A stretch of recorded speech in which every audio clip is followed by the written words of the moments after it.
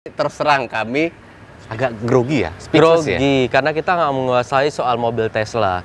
Kita hanya menguasai soal audio yang di custom di mobil ini. Dan tentunya setelah kita kemarin coba kita bukan dibongkar sih, kita cek ternyata bisa untuk di-upgrade audionya. Iya, dan plug and play loh. PNP tanpa ada potong-potong kabel safety, intinya aman-aman. Intinya semua ternyata aman, nggak ada kendala. Tahu nggak sih Bang, kenapa kita grogi ngomongin soal mobil ini? Kalau gue sih terus terang gue gaptek. Kalau gue terus terang gue nggak sanggup beli mobil ini, makanya gue nggak pernah mau cari tahu soal Jangan ngomong info. nggak sanggup. Nggak sanggup emang Bang. Suatu saat Emang nggak sanggup. Oke. Kita Jadi, langsung aja mulai mungkin dari ya. mana nih? Kita bahas, kita kupas dari barang-barang yang dipakai di Tesla Model 3 ini.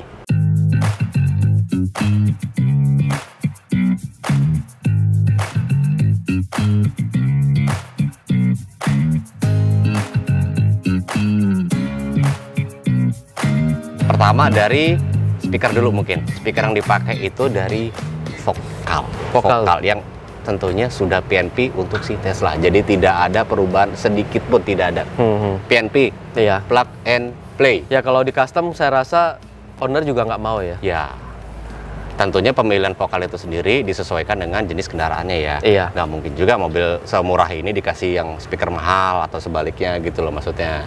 Jadi disesuaikan, pilihannya jatuh ke vokal. Untuk depan dan belakang full vokal intinya. Lalu lanjut untuk di media player bro. Media playernya kita pakai Goldhorn A6 Pro ya. A6 Pro.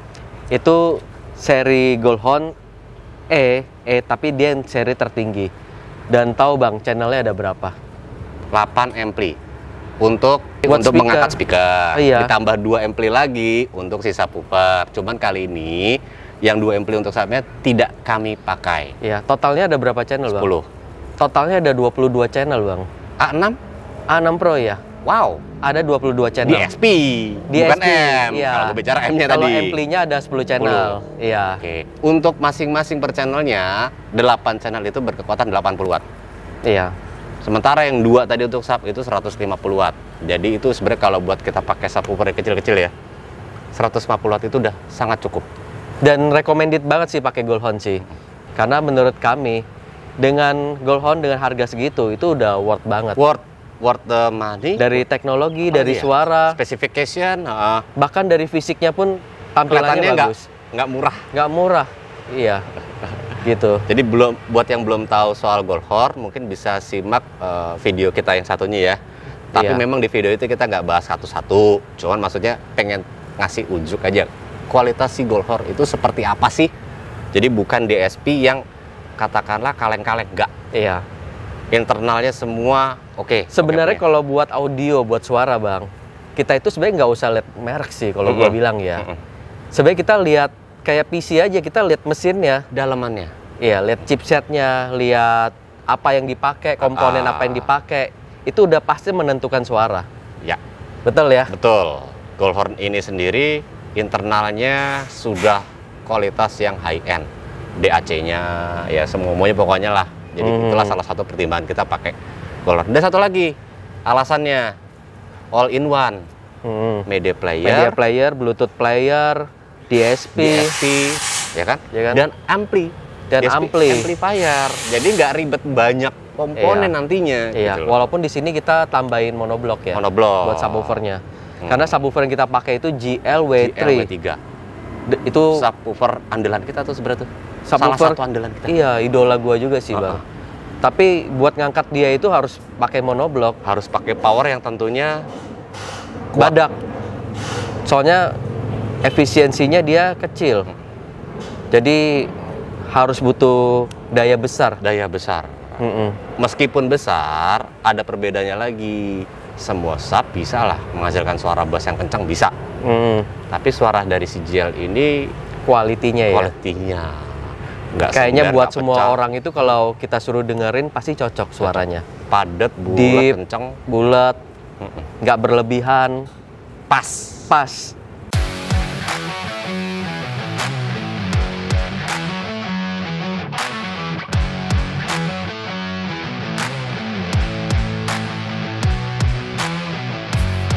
Yang gue suka di Tesla Model 3 ini Bang, simple banget loh. Simple dan guanya sedikit Speedometer aja nggak ada, Bang. sedikit bingung. Tombol AC aja nggak ada. Jadi sangat-sangat minimalis. Minimalis banget. Ya. Nggak keramaian gitu loh dalam kabin tuh. Lucu ya, mobil mahal malah minimalis ya. Semuanya kontrolnya dari Head unit. head unit ini. Itu kita ada jual tuh, Bang. Ada. Tomiko. Tomiko Oh, 1055 nyebut MX. merek, boleh. Iya, Oke. harganya 7.500.000. Modelnya persis kayak begini, modelnya doang, Modelnya doang. floating. Jadi kalau buat kita mobil sehari-hari pakai floating, gua rasa juga nggak masalah ya. Nggak masalah. Cakep kok. Jadi kalau kan balik ke selera, ada yang orang pengen OEM, pengen floating, itu balik ke kebutuhan aja, pengennya seperti apa. Iya. Loh. Nah, ini speaker yang kita tanam di sini itu two-way. Tweeternya kita taruh di sini di posisi aslinya.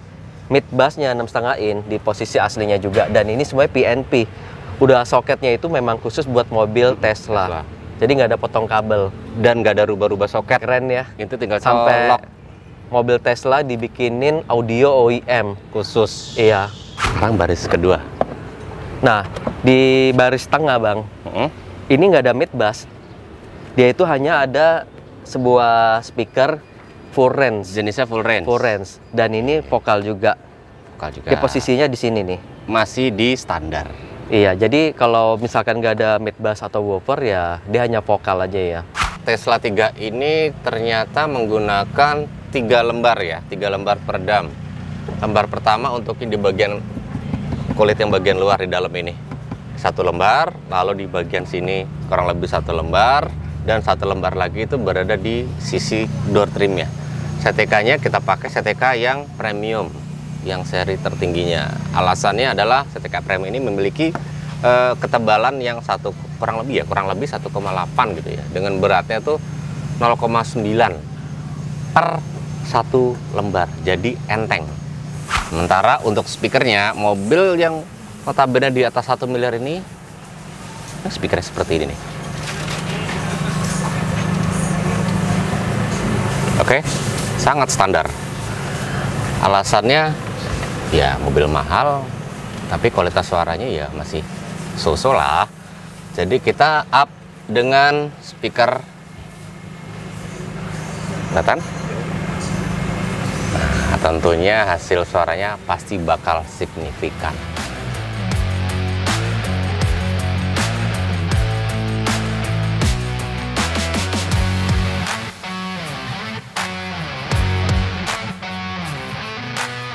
Nah, mundur di bagian baris kedua. Di baris keduanya ini kita akan ganti dengan ini.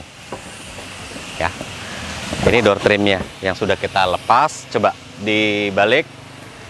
Nah, saya jongkok ya mungkin ya. Ini standarnya nih. Koaksialnya punya si Tesla. Nanti akan kita ganti. Oke.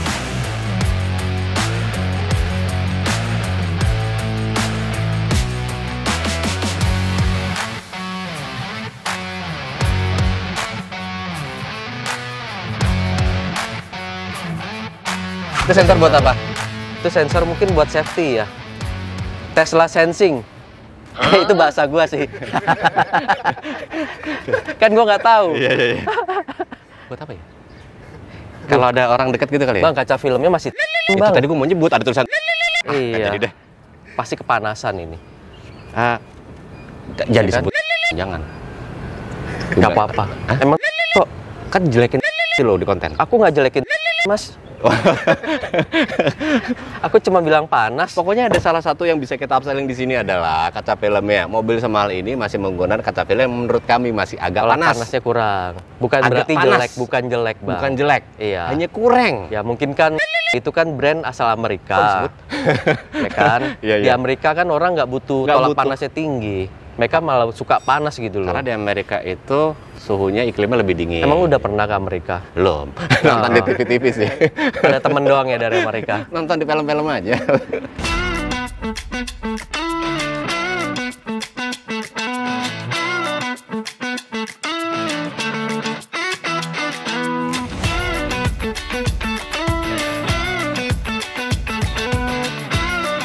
Nah, inilah tadi yang dimaksud oleh kami subwoofer dari GL berukuran 10 in, GL W3. Kita custom boxnya, bikin semini mungkin lah.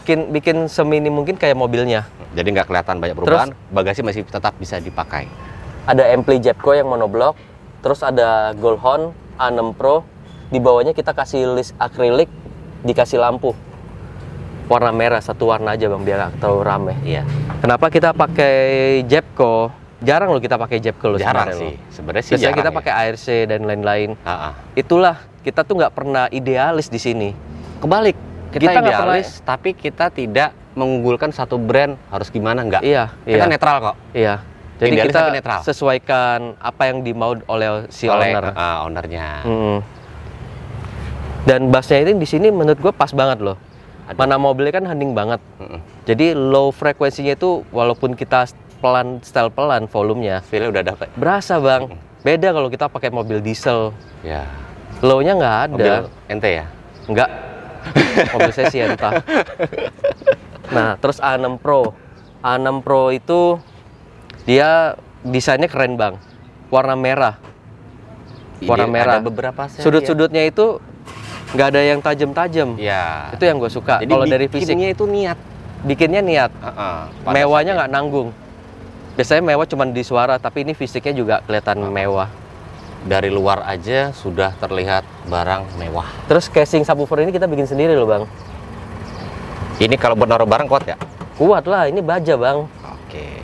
Ada yang punya ini pistol? Coba tembak. Kalau nggak kuat kan? Bang, kalau pistol bang. Hati baja.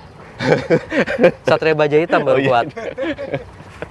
Terus ini digrafir juga ya. Oke, jadi dibentuk biar nggak terlalu polos. Ada motif patternnya. Dan nggak kelihatan banget loh di sini. Jago sih tim dari Duta Audio Works. Bagasinya gede ya? Gedean ini sih, gedean mobil Honda sih. Sampai ke dalam loh bro. Loh. Gedean Grand Max bang. Enggak, maksud gue kalau lo perhatiin batas dia bagasi belakang sama jok baris kedua, coba. Baris kedua jok di mana? Di sini kalau kita lihat. Oh iya. Pinter banget ya dia ya. Begini loh. Desain ruangannya pinter ya.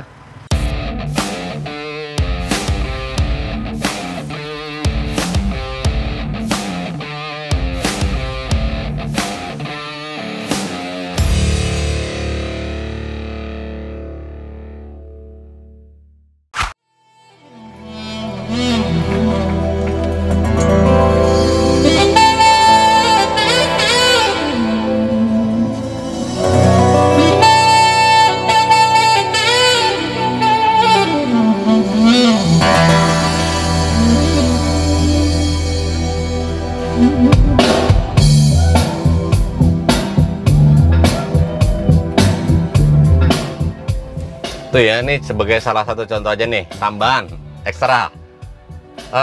Bass, kita bicara tadi ke sub, subnya kuat, kencang, oke, padat, berlebih nggak? Bukan masalah lebih atau tidaknya, tapi dia bikin realisasinya tuh seperti real, gitu loh. Kalau kita pakai sub yang katakanlah kurang, itu sebenarnya bukan hanya faktor dari suara bassnya kurang atau itu terlalu kencang, bukan.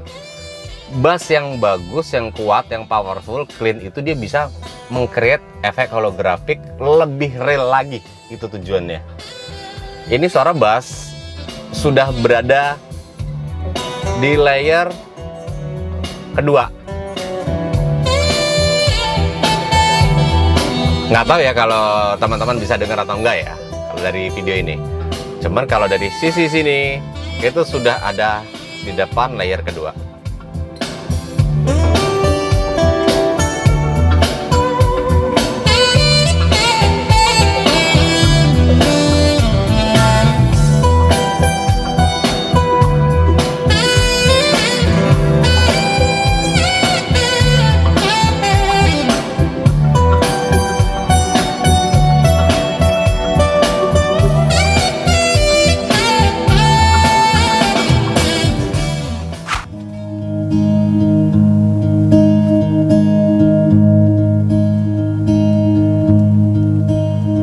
I was dancing with my darling to the Tennessee waltz when an old friend I happen to meet.